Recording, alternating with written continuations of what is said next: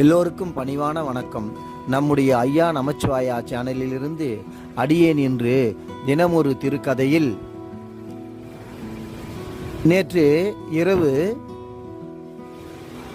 திருவண்ணாமலையில் ஈசானிய லிங்கத்திற்கு எதிரிலே இருக்கக்கூடிய அம்மணியம்மன் ஜீவசமாதி சித்தர் பீடத்தில் அமர்ந்து தினமொரு திருக்கதையை சொல்லிக் கொண்டிருந்தேன். கிருஷ்ணார்ப்பணம் என்ற தினமொரு திருக்கதையை சொல்லி முடித்து உடனே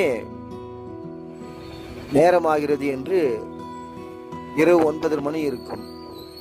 கிளம்பும்போது அம்மனை பார்த்து, தாயே, உன் சன்னிதானத்தில் அமர்ந்து தினமொரு திருக்கதை கூறுகின்றேன், மிக்க நன்றி தாயே என்று சொல்லிக்கொண்டே அம்மனை கீழே விழுந்து சாஷ்டாங்கமாக வணங்கினேன்.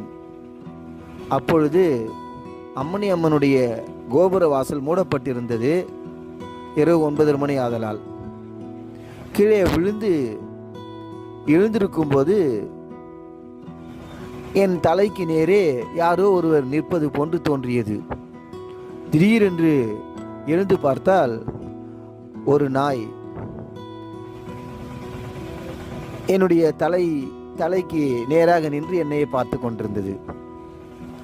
நான் திடீர்னு எழுந்து, இது என்னது, கால் கீழே விழுந்து அம்மனை வணங்குறோம், அதுக்கு நேரம் அம்மனுக்கு நேரம் அந்த நாய் நிற்குது அப்படின்னு சொல்லி அந்த நாயை பார்த்து இப்படியே பார்த்தேன்.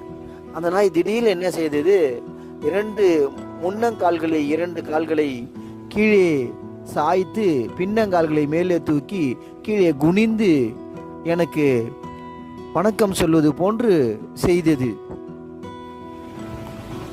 உடனே எனக்கு ஆச்சரியமாக போய்விட்டது. நானும் கை கூப்பி வணங்கினேன். வணங்கியவுடன் மீண்டும் அம்மனை நோக்கி இன்னொரு முறை விழுந்து வணங்கினேன். அந்த நாயானது மறுபடியும் அதே போன்று என்னை நோக்கி முன்னங்கால்கள் 2ஐயும் கீழே சாய்த்து பின்னங்காலில் மேலே தூக்கி கீழே குனிந்து மீண்டும் வணக்கம் சொன்னது. ஆச்சரியமாக போய்விட்டது. ஓ, சித்தர்கள் உருவங்களில் மாறி வருவார்கள் என்று சொல்வார்கள், இப்படித்தான் இருக்குமோ என்று சற்று பயந்தபடியே, ஆச்சரியம் அடைந்தபடியே அந்த நாயை பார்த்து மீண்டும் வணங்கினேன். அது என்னையே பார்த்து கொண்டிருந்தது. கொஞ்ச தூரம் மிகவும் ரோடு பக்கம் நடந்து சென்றேன். என் பின்னாலேயே வந்தது. வண்டி எடுக்கலாம் என்று பார்க்கும்போது என் காலின் அருகிலே வந்து என் காலை மெதுவாக இப்படி சீண்டியது. என்ன சொல்கிறது என்றே தெரியவில்லை. மீண்டும் அந்த நாயை பார்த்து வணக்கம் சொன்னேன். அது என்னையே பார்த்து என்னிடமே நின்று கொண்டே இருந்தது, என்னை பார்த்து கொண்டே இருந்தது. நான் போய் வருகிறேன் அம்மா, அம்மணி அம்மா என்று அம்மனை வணங்கிவிட்டு அந்த நாயை பார்த்தால் அந்த நாய் என்னையே பார்த்து கொண்டிருந்தது. வண்டியை தள்ளும் வரை என்னை பார்த்து கொண்டிருந்தது. வண்டியை தள்ளி திரும்பும்போது பார்த்தால் மீண்டும் அந்த நாய், அம்மனியம்மன் வெளியே வந்த நாய் உள்ளே சென்று அந்த கோபுரத்திற்கு கீழே படுத்து கொண்டது. எனக்கு ஆச்சரியமான ஆச்சரியம்.